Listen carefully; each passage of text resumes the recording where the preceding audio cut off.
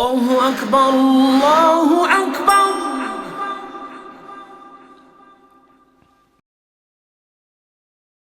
عن أبي هريرة رضي الله عنه أن رسول الله صلى الله عليه وسلم قال حق المسلم على المسلم ست.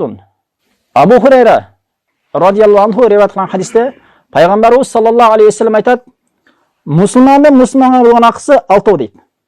Мусулмандын мусулманга болгон акысы 6 дейт. Ва ма хунна я Расулаллах, о Аллахтын элчиси, ошол акылар эмне деп суроо берди пайгамбарыбызга.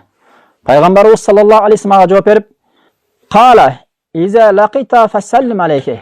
Биринчиси, эгер бир мусулманга жолсаң, ага салам бергин деп айтты. Бул биринчи акысы. Экинчи акысы ва иза дака фаджибху. Эгер сени чакырган болгон болсо, ага жооп бергин дейт. Эмнеге чакырган?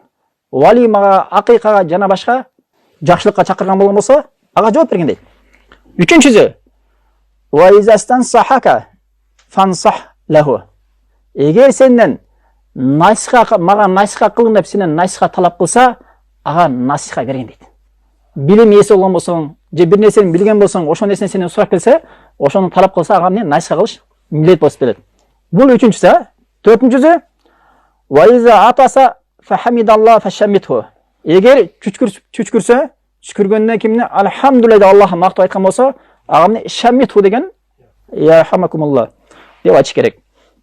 Андан кийин ва иза марида фаутху. Эгер ооруп калган болсо, ага зиярат кылгын дейт. Андан кийинкиси 6-чысы ва иза мата фаттабиху. Эгер каза болуп бул дүйнөдөн өткөн болгон болсо, ага эмне жаназасына катышкын дейт. Хадис сахih.